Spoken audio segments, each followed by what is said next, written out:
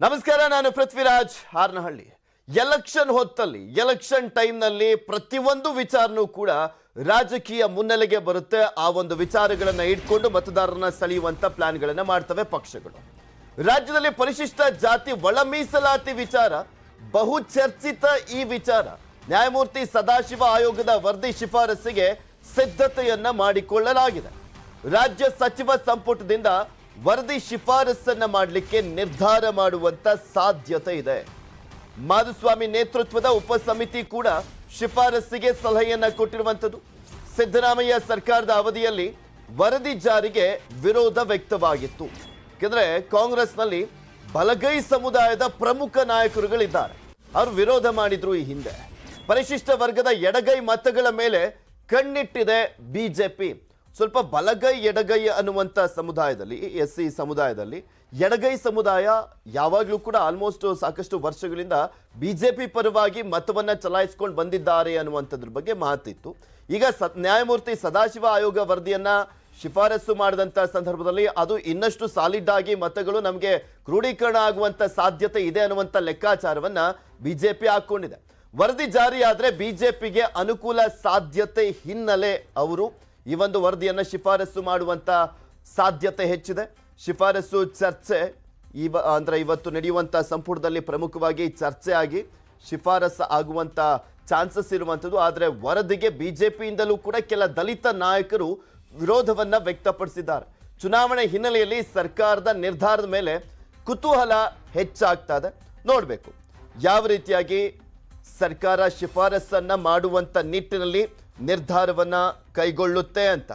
ಈ ಹಿಂದೆ ಕಾಂಗ್ರೆಸ್ ಗೌರ್ಮೆಂಟ್ ಇದ್ದಂಥ ಸಂದರ್ಭದಲ್ಲಿ, ಸಿದ್ದರಾಮಯ್ಯನವರು ಮುಖ್ಯಮಂತ್ರಿಗಳಾಗಿದ್ದಂಥ ಸಂದರ್ಭದಲ್ಲಿ ಈ ವರದಿಯನ್ನ ಶಿಫಾರಸು ಮಾಡಲಿಕ್ಕೆ ಕೆಲ ಬಲಗೈ ಸಮುದಾಯದ ಪ್ರಮುಖ ನಾಯಕರು ವಿರೋಧವನ್ನ ವ್ಯಕ್ತಪಡಿಸಿದ್ರು ಅಂತ ಆ ಟೈಮ್ನಲ್ಲಿ ಹೇಳಲಾಗ್ತಾ ಇತ್ತು.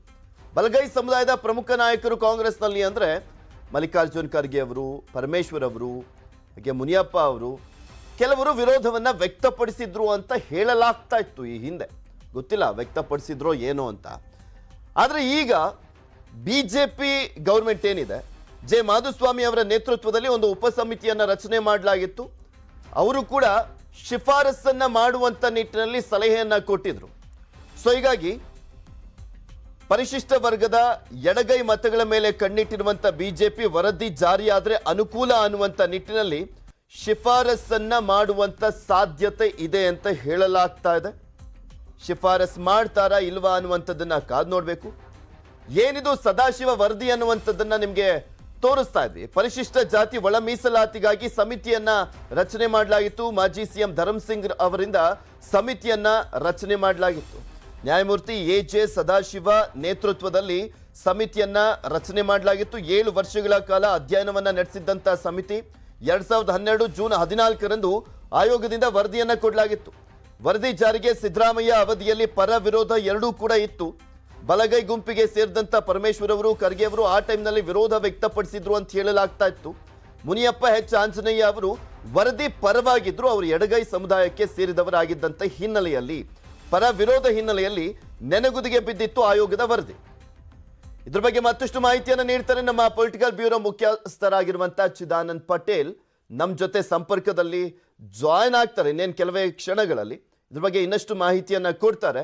ಯಾವ ರೀತಿಯಾಗಿ ಚರ್ಚೆ ಆಗಿದೆ, ಸರ್ಕಾರ ಏನ್ ನಿರ್ಧಾರ ಮಾಡುವಂತ ನಿಟ್ಟಿನಲ್ಲಿ ಚರ್ಚೆಯನ್ನ ಮಾಡಲಾಗ್ತಾ ಇದೆ, ಬಿಜೆಪಿ ಆಂತರಿಕ ವಲಯದಲ್ಲಿ ಈ ಒಂದು ಸಮಿತಿಯ ವರದಿ ವಿಚಾರಕ್ಕೆ ಸಂಬಂಧಪಟ್ಟಂತೆ ಹೈಕಮಾಂಡ್ ನಾಯಕರಿಗೂ ಮಾಹಿತಿಯನ್ನ ಕೊಟ್ಟಿರ್ತಾರೆ. ಶಿಫಾರಸನ್ನು ಮಾಡುವಂತ ಸಂದರ್ಭದಲ್ಲಿ ಅವ್ರು ಏನ್ ಸೂಚನೆ ಕೊಟ್ಟಿದ್ದಾರೋ ಗೊತ್ತಿಲ್ಲ.